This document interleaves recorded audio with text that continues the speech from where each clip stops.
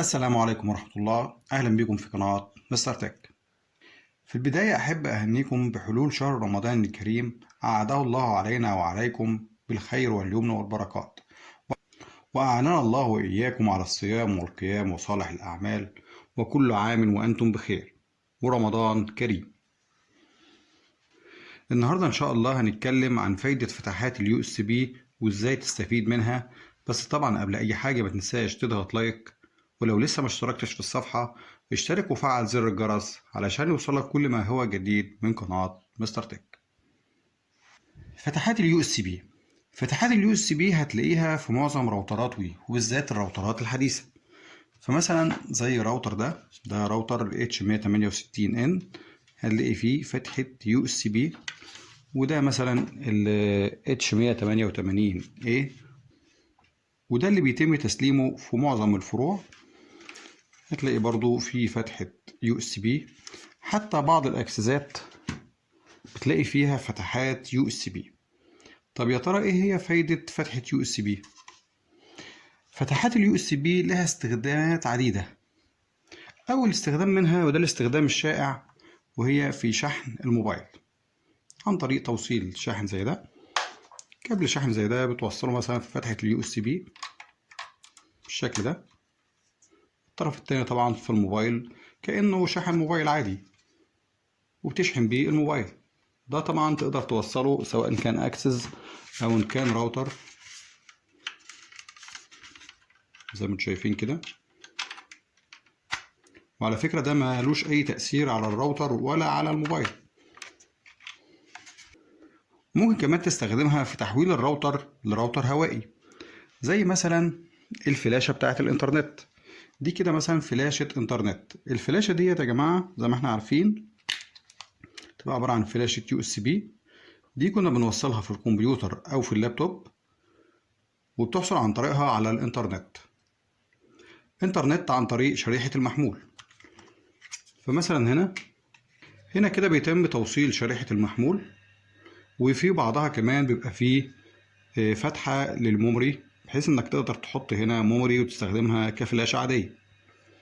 ديت تقدر توصل فيها شريحة الموبايل وتستخدمها كإنترنت، وكمان تقدر توصلها هنا في فتحة يو اس بي، وتحول الراوتر ده كراوتر هوائي. كده الراوتر هيستقبل من ديت انترنت، وهيبثلك إشارة واي فاي في المكان، زائد إن هو عن طريق فتحة الميموري هتقدر توصله كفلاشة. يعني هنا هنقدر نستفيد من فتحة اليو اس بي بالإنترنت الهوائي، وكمان بالميموري كارد. نيجي بقى لأهم حاجة وهي الفلاشة، ودي اللي جه عليها استفسارات كتير من معظم مشتركين القناة، ازاي يشغل الفلاشة على الراوتر. وده طبعا بيكون عن طريق توصيلها على الراوتر. زي ما احنا عارفين في هنا فتحة يو اس بي، هنوصل الفلاشة هنا. طيب يا ترى ده بمجرد ان انا هوصل الفلاشة كده هقدر ان انا انقل الملفات، ولا هنحتاج لاعدادات معينة نعملها على الراوتر؟ لا طبعا اكيد هتحتاج لاعدادات معينة هتعملها على الراوتر، وده اللي هنتعلمه سوا النهاردة ان شاء الله.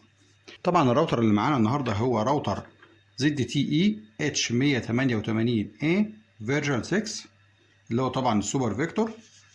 احنا هنوصل الفلاشة وهنعمل اعدادات اليو اس بي بحيث تقدر تستخدم الفلاشة بتاعتك بكل سهولة.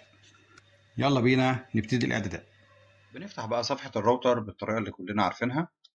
نفتح طبعا المتصفح، وبنكتب فوق في العنوان 192.168.1.1. ده طبعا عنوان صفحة الراوتر اللي كلنا عارفينه. طبعا هنا هنضغط على Advanced، وبعد كده على IP الراوتر اللي تحت ده. وهنا طبعا كلمة admin بحروف كلها سمول، والباسورد اللي مكتوب على ظهر الراوتر. في الهوم هنا هنلاقي تحت في USB device. لو ضغطنا عليها كده هنلاقي زي ما انتم شايفين كده السطر فاضي مفيش فيه أي حاجة. طيب أنا لو وصلت بقى الفلاشة بتاعتي في الراوتر، بمجرد إن أنا بوصلها،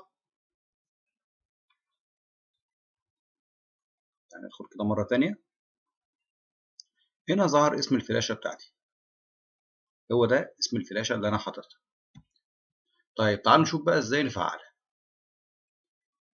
بنيجي هنا على اللوكال نتورك، وبنيجي على حاجة اسمها FTP،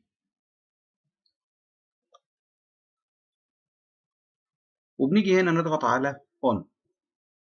FTP Auto Run بنضغط على On.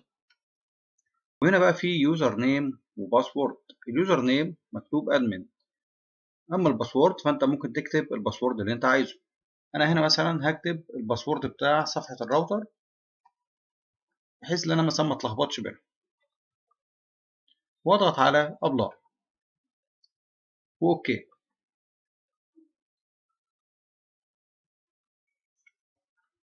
طيب ازاي بقى ندخل على الاف تي بي او ازاي ندخل على الفلاشة؟ طبعا هنيجي هنا في صفحة انترنت تانية او هنفتح تابة تانية وهنكتب هنا اف تي بي ونقطتين فوق بعض وشرطتين ميلين، والاي بي بتاع الراوتر اللي هو 192.168.1.1.1 ونضغط على انتر. ظهر لي يوزر نيم وباسورد. في اليوزر نيم ادمن، والباسورد اللي حضرتك عملته، وبعد كده هتضغط على لوج ان.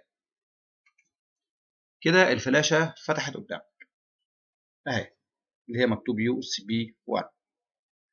تضغط عليها هيظهر لك جميع الملفات الموجوده في الفلاشه. دي كل الملفات اللي موجوده معايا على الفلاشه بتاعتي. طيب انا مثلا عايز افتح اي حاجه، وليكن مثلا الملف ده، اضغط عليه كده اوتوماتيك الملف بينزل، يعني بيتحمل. يعني لازم الملف بتاعك يتحمل على الجهاز علشان تقدر تفتحه. اهو ادي الملف بتاعي، ممكن اضغط على اوبن، فتح معايا الملف بكل سهولة، مفيش اي مشاكل. وهكذا اي ملف موجود على الفلاشة وعايز تفتحه هتكون بالطريقة دي. بصراحة حاجة جميلة جدا ومهمة جدا. على فكرة دي ممكن تستخدمها مثلا وليكن في الشركات. يعني على سبيل المثال لو شركة وفيها مجموعة موظفين وعايز تشير ملف معين ما بين الأجهزة، بمجرد إنك هتحط الفلاشة بس أو هتحط الملف ده على الفلاشة وتوصلها في الراوتر، أنت كده شيرتها لكل المستخدمين اللي موجودين أو لكل الموظفين الموجودين. يعني أي جهاز متوصل على الراوتر هيقدر يفتح الملف ده بكل سهولة.